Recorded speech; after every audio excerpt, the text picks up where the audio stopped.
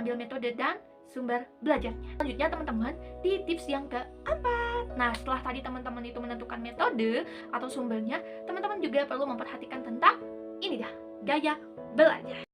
Bismillahirrahmanirrahim. Assalamualaikum warahmatullahi wabarakatuh. Ketemu lagi di channel Sahabat Ilmu. Salam sahabat. Oke saudara sekalian, terima kasih yang udah nonton video-video Sahabat Ilmu, yang udah like, komen, share, dan tentunya yang udah subscribe channel Sahabat Ilmu. Mudah-mudahan diberikan kelancaran segala sesuatunya, amin ya robbal alamin. Dan untuk sobat yang belum subscribe, ayo klik tombol subscribe-nya dan jangan lupa aktifkan juga lonceng notifikasinya, biar teman-teman tidak ketinggalan update-update berkaitan dengan beasiswa, terutama beasiswa LPDP.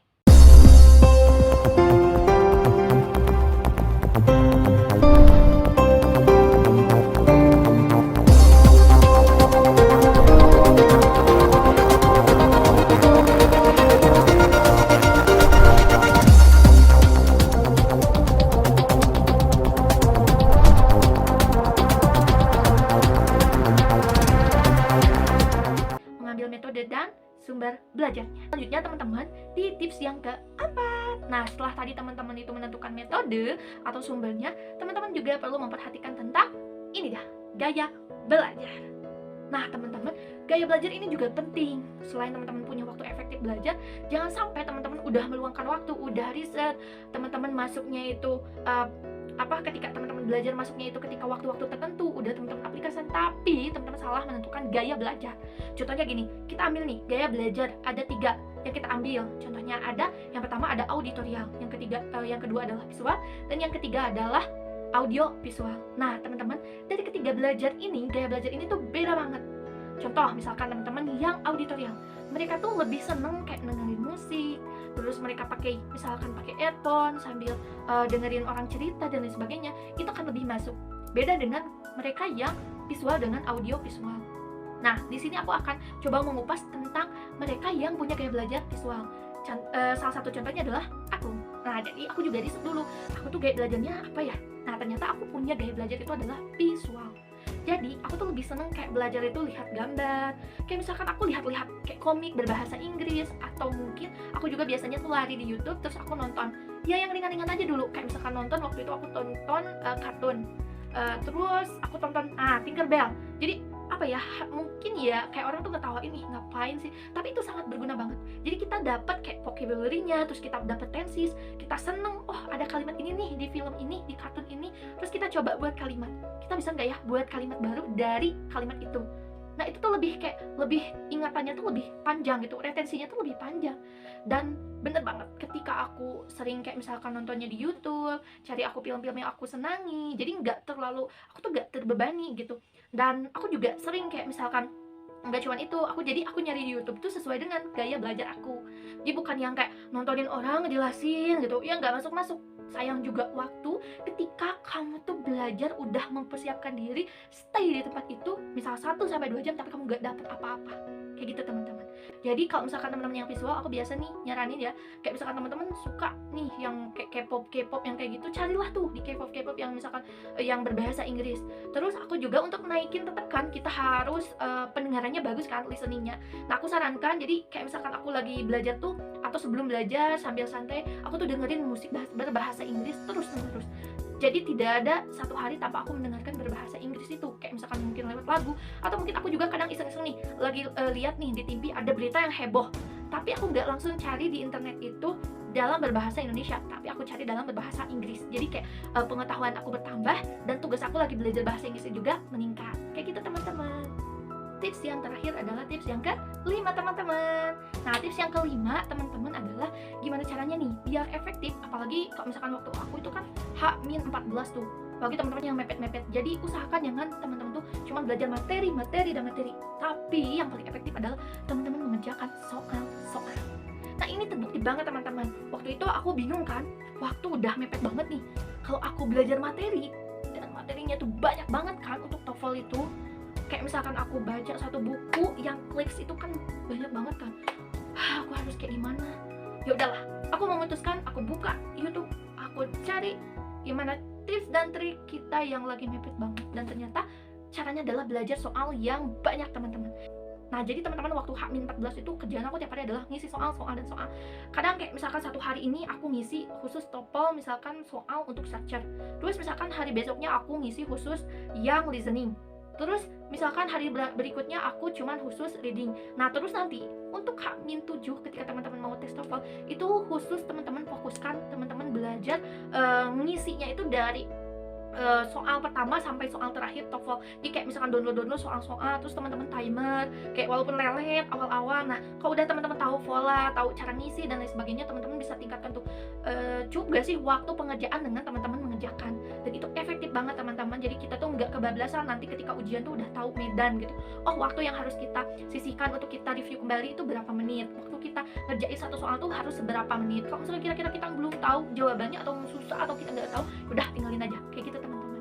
Jadi ini efektif banget ya teman-teman. Jadi kalau misalkan teman-teman yang lagi mepet sekarang mau tes TOEFL bahkan besok, nah ini juga nih salah satu tipsnya. Kalau besok mau tes TOEFL jangan belajar teman-teman. Itu adalah tips tambahannya nih.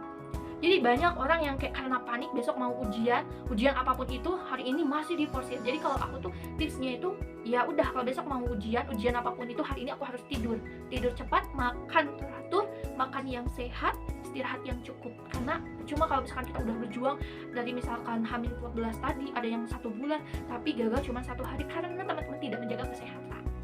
So itu dia teman-teman tips dan triknya dari sahabat ilmu. Dan teman-teman yang bertanya nih, Kak, kalau misalkan aku yang visual dan aku senang juga di aplikasi, kira-kira kita belajar dari apa ya? Oke teman-teman, kita akan lihat nih, ini dia beberapa aplikasi yang bisa teman-teman juga gunakan. Mungkin salah satunya ini untuk teman-teman bisa nanti enjoy, senang belajar bahasa Inggrisnya dan juga menambah wawasan teman-teman, juga menambah kayak tabungan untuk teman-teman nanti bergelut untuk mengerjakan soal-soal TOEFL. Ini dia. Nah, oke teman-teman, kita sudah ada di jendela HP. Ini aku menggunakan Android ya, teman-teman. Nah, di sini kita akan coba cari aplikasi yang mudah digunakan untuk teman-teman yang lagi belajar bahasa Inggris, apalagi teman-teman yang benar-benar mepet, butuh banget belajar bahasa Inggris untuk memenuhi syarat nilai skor TOEFL. Kayak gitu, teman-teman. Oke, kita langsung saja di sini kita ke Play Store. Nah, di sini teman-teman kita bisa cari nih, teman-teman. Aplikasi yang recommended banget yang pertama aku pakai adalah Duolingo nih, teman-teman. Yang atas ya. Duolingo. Nah, ini kita coba install, kita klik install.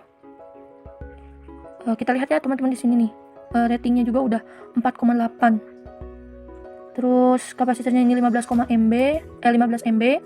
Walaupun ya ratingnya masih di 3, udah di-download oleh 100 juta orang. Disarankan kalau teman-teman yang menggunakan Duolingo, kapasitas dari handphone atau Androidnya itu yang udah minimal RAM-nya itu 2 GB itu ya. Oke, kita coba buka. Nah, tampilannya seperti ini teman-teman. Ini kebetulan aku udah download dan aku juga udah masuk. Nah, di sini aku sudah punya akun kebetulan. Nah, bisa langsung nih, ayo mulai. Misalkan nih, bahasanya itu bisa kita pilih ya teman-teman. Di sini teman-teman mau belajar bahasa apa, banyak. Tuh, banyak banget kan ya. Nah, di sini karena teman-teman mau tes TOEFL, tentunya teman-teman pilih bahasa Inggris kan. Nah, kita tunggu. Nah, di sini bagaimana kamu tahu tentang kami? Ini ada pencarian web, teman atau keluarga, iklan online dan lain sebagainya. Nah, misalkan aku pilih media sosial. Mengapa kamu belajar bahasa? Nah, di sini nih. Ada apakah untuk hanya latih otak, keluarga dan teman, perjalanan, budaya, lowongan kerja, belajar. Nah, misalkan kita pilih nih, belajar. Nah, di sini pelajari dasar-dasar mendengarkan, berbicara, membaca, menulis dan tata bahasa dalam bahasa Inggris. Ada 3.800 kata lebih ya. Ada 12.900 kalimat lebih. Terus kembangkan keahlianmu, pesan makanan dan tanyakan arah seperti orang lokal. Dalam pemahamanmu agar menonjol di sekolah, memenuhi persyaratan pekerjaan yang akan mengembangkan karirmu. Nah, kita lanjut. Nah, di sini kita di sini enak ya. Jadi kita dikasih kayak misalkan manajemen diri kita untuk belajar bahasa Inggris di sini. Misalkan nih ada santai, biasa, serius, hebat. Nah, teman-teman pilih tuh yang mana. Apakah mau santai? Kalau santai itu 5 menit sehari, kalau biasa itu 10 menit sehari, kalau serius itu sampai 15 menit sehari, dan hebat 20 menit sehari. Misalkan kita pilih yang serius ya. Lanjutkan. Nah, apakah kamu katanya baru pertama kali belajar bahasa Inggris, mulai dari awal, atau sudah mengerti sedikit bahasa Inggris? Nah, coba kita misalkan ini ya, cari level. Sekarang ambil tes untuk melompat maju. Nah, tes ini hanya butuh 5 menit dan soal tes akan menjadi lebih sulit atau lebih mudah berdasarkan jawabanmu. Oke, kita coba mulai tes. Nah, pelajar yang mencapai 7 hari. Nah, dan sebagainya udah kasih Duolingo-nya.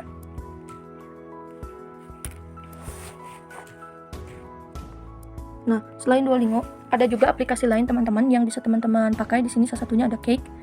Nah, aplikasi Duolingo tadi itu menggunakan internet ya teman-teman. Jadi tidak offline tapi harus online. Lalu ini juga ada Cake belajar bahasa Inggris. Ini juga ada di rating 3+. Nah, ini bintangnya itu udah 4,9, di-download oleh 50 juta orang. Nah, ini untuk Cake. Nah, ini kita lihat nih testimoni-testimoninya. Saya baru saja mendownload aplikasi ini. Dan saya sudah bisa beberapa kata, kalian harus download aplikasi ini. Sumpah, seru banget katanya. Aplikasi Cake sangat membantu kosakata saya dengan melihat tayangan yang telah disediakan secara gratis, menambah kosakata saya setiap harinya. Nah, ya teman-teman, kalau misalnya teman-teman dengan gaya belajar visual, aku saranin nih pakai aplikasi ini, bagus juga. Nah, selain itu untuk teman-teman yang benar-benar mepet banget kan mau tes TOEFL, aku biasanya gunain ini teman-teman, tes TOEFL. Nah, ini bisa teman-teman pakai. Di sini ada English Scores, ada TOEFL Practice Test. Ini banyak banget ya, teman-teman bisa lihat. Nah, untuk cara tips mencari aplikasi, nah berarti yang pertama sesuaikan dengan kapasitas dari Android teman-teman. Nah, selanjutnya setelah misalkan dikira itu setelah teman-teman kira itu sesuai atau mungkin akan bisa berjalan dengan optimal karena kapasitasnya mencukupi di HP atau Android teman-teman. Nah, teman-teman lihat nih rating-ratingnya ya, yang bintangnya. Jadi ada yang kayak misalnya bintangnya 4,9. Jadi ambil yang, kalau saran aku ambil dengan bintang yang paling bagus ya. Terus kita lihat juga nih ratingnya. Selain ratingnya juga ini aplikasi udah di-download berapa orang, itu berapa juta orang biasanya. Kayak itu teman-teman. Nah, terus itu untuk yang teman-teman mau melatih atau mencek skor TOEFL-nya. Nah, selanjutnya kan di tes TOEFL itu kan ada kita diuji melalui 3 tahap tuh. Yang pertama adalah listening, terus yang kedua writing and structure and writing expression, dan yang ketiga kita diuji reading. Nah, kita kalau misalkan lebih efektifnya, aku waktu itu berarti download 3 aplikasi lagi. Jadi ada yang pertama tadi listening ya. Nah, ini jadi ada yang offline juga ya. Nah, di sini juga banyak ya. Ini untuk melatih listening teman-teman. Terus ada juga aku belajar juga pakai yang grammarnya. Nah, grammarnya juga banyak ya. Nah, ini juga nih bagus nih. Aku mau sampai beli bukunya yang grammar, Learn English Grammar. Ini udah 4,9 bintangnya, udah di-download 1 juta kali. Nah, di sini ya responnya bagus juga. Namanya Learn English Grammar Visual aplikasi ya. Nah, terus selanjutnya untuk yang reading nih. Untuk yang reading, nah teman-teman juga bisa pilih ya, banyak banget nih. Ini untuk yang reading nih, bisa nih pakai ini. Reading TOEFL Preparation Test. Nah, ini udah lengkap ya teman-teman. Jadi teman-teman tinggal download aja, teman-teman bisa simpan di handphone atau Androidnya, jadi bisa belajar bahasa Inggris kapanpun dan dimanapun. Dan mungkin ada tips dan trik juga ya, karena kita udah zamannya canggih. Kalau dulu aku tuh harus tetap bawa kamus, atau mungkin kesini udah bisa sih pakai Google Translate. Tapi kalau misalkan kita kayak misalkan dalam bentuknya kayak di buku, itu kan nggak bisa langsung kita translate, tapi harus kita ini dulu kan, kayak misalkan kita ketik ulang gitu. Nah, sekarang untuk teman-teman yang belum tahu, kita bisa menggunakan Google Lens. Nah, itu dia teman-teman aplikasi yang bisa membantu mungkin bagi teman-teman yang mau tes bahasa Inggris. Salah satunya adalah tes TOEFL dalam waktu terdekat kayak gitu teman-teman. Mudah-mudahan bermanfaat. Itu dia teman-teman, udah lihat kan? Nah, semoga video ini bermanfaat. Terus semangat teman-teman, dan semoga teman-teman diberikan nilai yang memuaskan. Terima kasih. Assalamualaikum.